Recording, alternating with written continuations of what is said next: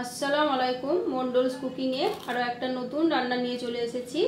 আপনারা অনেকেই কমেন্ট করে আমাকে জানিয়েছিলেন যে বিরিয়ানি রান্নার রেসিপির জন্য।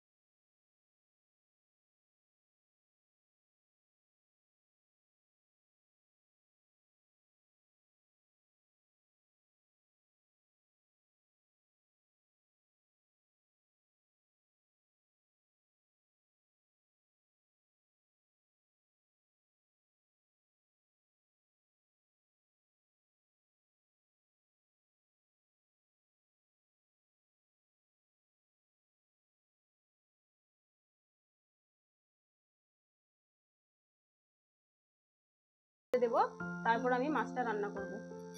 আলু আর পেঁয়াজগুলো আমার সব কাটা হয়ে গেছে। এবার দেখুন আলুর সাইজটা আমি একটু মোটা মোটা করে কেটেছি। এবার আলুগুলো আমি লবণ দিয়ে সেদ্ধ করতে দেবো গা। আর পেঁয়াজটা দিয়ে আমি এবার অর্ধেকটা মাছ রান্না করব আর অর্ধেকটা রেখে দেবো, আর ভাতটাও রান্না করে নেব। এবার আমি ওভেনটা জ্বালিয়ে আলুটা বসিয়ে দেব। আলুতে এবার আমি কিছু পরিমাণ রং দিয়ে দেব। এবার ভাতের পানিটা বসার পর আমি ভাতের পানিতে দুটো তেজপাতা দিয়ে দিলাম, একটা এলাচ, একটা দারচিনি দিয়ে দিলাম। তারপরে একটু পানিটা ফুটবে যখন, তখন চালটা দেবো। তার আগে একটু আমি লবণ দিয়ে দেবো আর একটু সাদা তেল দিয়ে দেবো। সাদা তেলটা দিলে ভাতটা খুব ঝরঝরে হয়। এখানে একটা ছোট্ট টিপস আছে, আপনাদের বলি। এই সাদা তেলটা একটু দেওয়ার কারণ ভাতের পানিটাতে ভাতটা অনেক ঝরঝরে হবে। এটা গরম হয়ে গেছে, এবার আমি ভাতের চালটা দিয়ে দেবো।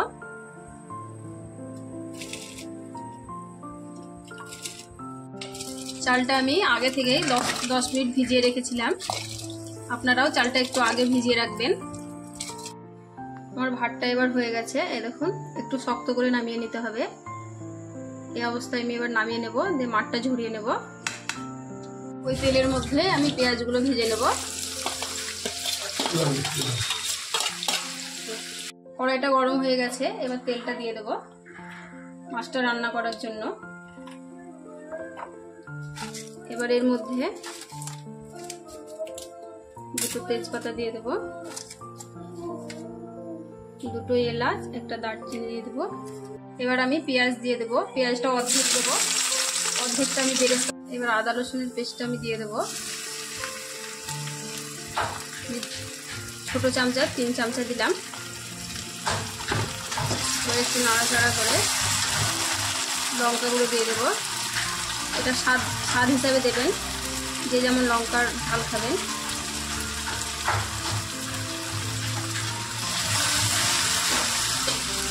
ধনিয়া গুঁড়োটা দিয়ে দেবো একটু, তারপর স্বাদ মতো একটু সামান্য পরিমাণ লবণ দেবো, আবার আমি পরে একটু দেবো। এখন শুধু পেঁয়াজটা গলানোর জন্য আমি দেবো। এটা ভালোভাবে এবার কষিয়ে নেব। সামান্য পরিমাণে একটু পানি দিয়ে দেবো যাতে মশলাটা তাড়াতাড়ি কষানো হয়ে যায়। এবার নাড়াচাড়া দিয়ে ভালোভাবে মশলাটা কষে নেব। এবার আমার মশলাটা কষানো হয়ে গেছে, দেখুন মশলা থেকে তেলটা ছেড়ে দিয়েছে, পেঁয়াজগুলোও গলে গেছে। এবার আমি এর মধ্যে পানি দিয়ে দেবো।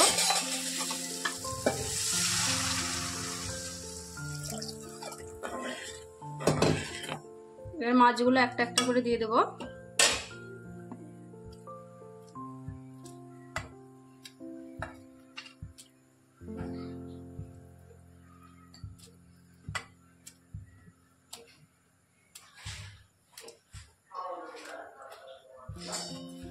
আর একটু সামান্য পরিমাণ পানি দিয়ে মাছগুলো যেমন ডুবে যায়। একটু লবণ দেবো, আগে একটু দিয়েছি তাই একটু 1 চামচা দেবো। একটু নাড়াচাড়া করে 10 মিনিটের জন্য রান্না করে নেব। রান্নাটা পুরো শেষের দিকে, তবে এই অবস্থায় আমি টক দইটা দিয়ে দেব। আপনাদের কাছে যদি টক দই না থাকে লেবু রসও দিতে পারেন, তবে টক দই দিয়ে বেশি ভালো হয় রান্নাটা। আমার মাছটা এবার রান্না হয়ে গেছে, দেখুন মশলাটা গায়ে গায়ে লেগে গেছে। এই অবস্থায় আমি কড়াইটা নামিয়ে নেব, ওভেনটা বন্ধ করে দেব। এদিকে আমার আলুটাও হয়ে এসেছে, দেখুন আলুটা সেদ্ধ হয়েছে নাকি দেখি একবার। আলুটা সেদ্ধ হয়ে গেছে। এবার আমি ওভেনটা বন্ধ করে পানিটা ঝরিয়ে আলুগুলো ভেজে নেব। তেলটা আমার গরম হয়ে গেছে, এবার আমি আলুটা একটা একটা করে ভেজে নেব। তেলের মধ্যে আলুগুলো দিয়ে দিচ্ছি, একদম লাল লাল করে ভেজে নিতে হবে।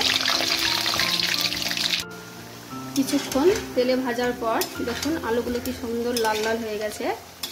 এবার আমি এই অবস্থায় আলুগুলো তুলে নেব। এমনিভাবেই আমি সব আলুগুলো তেলের মধ্যে ভেজে নেব। আলুগুলো আমার সব ভাজা হয়ে গেল, দেখুন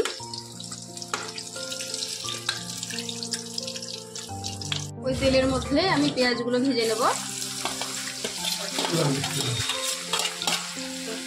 দেখুন পেঁয়াজটা এবার যখন পুরোপুরি ভাজার দিকে যাবে তখন কাজু কিশমিশটা হালকাভাবে একটু ওর সঙ্গে ভেজে নেব। এগুলো আমার সব ভাজা হয়ে গেছে, দেখুন কাজু কিশমিশ পেঁয়াজ এগুলো এবার আমি একটা বাটির মধ্যে তুলে নেব। পেঁয়াজটা খুব পোড়ালে হবে না, একটু বাদামিভাবে পেঁয়াজটা ভেজে নিতে হবে। সম্পূর্ণ বেরেস্তাটা আমার বাটিতে তুলে নিয়েছি।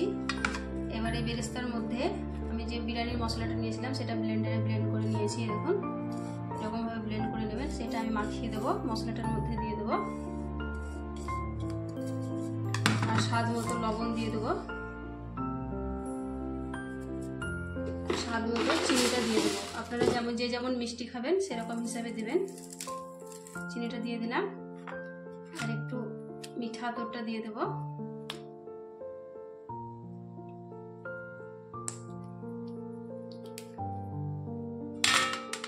গোলাপ জল দিয়ে দেবো।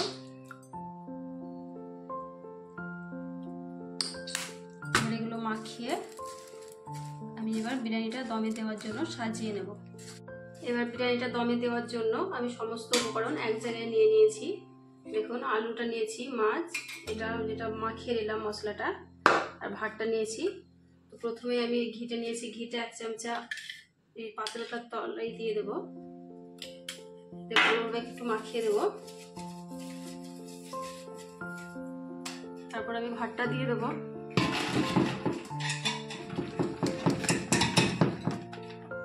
এবার ভাতটা একবার দিলাম, এবার আমি এই মশলাটা বেরেস্তাটা দিয়ে দেবো।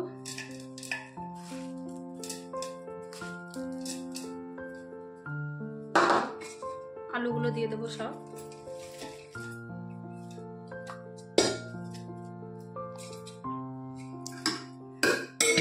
আবার আমি ভাতটা ঢেলে দেবো, পুরো ভাতটা সব ঢেলে দেবো।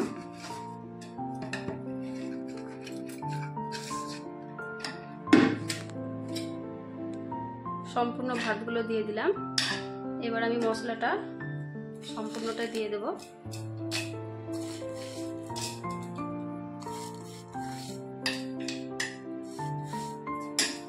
আমি যে ঘিটা রেখেছিলাম সেই ঘিটা দিয়ে দেব।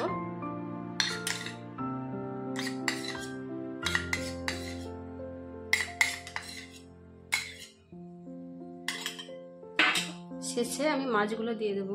তো দেখুন মাছগুলো এরকম ভাবে দিয়ে দেবো।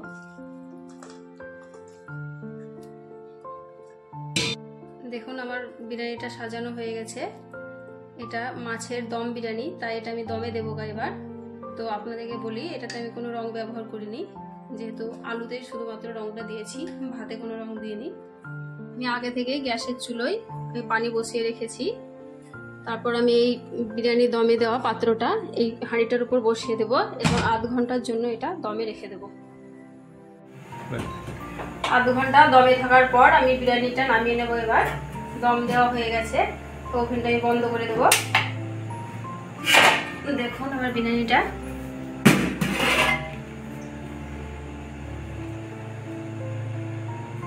আমার বিরিয়ানিটা পুরোপুরি খাওয়ার জন্য তৈরি। দেখুন আমার বিরিয়ানিটা। তো আপনারা তো অনেক রকম করে বিরিয়ানি করে খেয়েছেন, আমার মতো এরকম মাছের বিরিয়ানি করে খাবেন এবং আমার বিরিয়ানিটা কেমন হয়েছে কমেন্ট বক্সে জানাবেন। আর আমার রান্নার আরও নতুন নতুন ভিডিও পেতে আমার চ্যানেলটিকে সাবস্ক্রাইব করবেন। এরপর আপনারা কী ধরনের রান্নার রেসিপি চান আমার কমেন্ট বক্সে জানাবেন।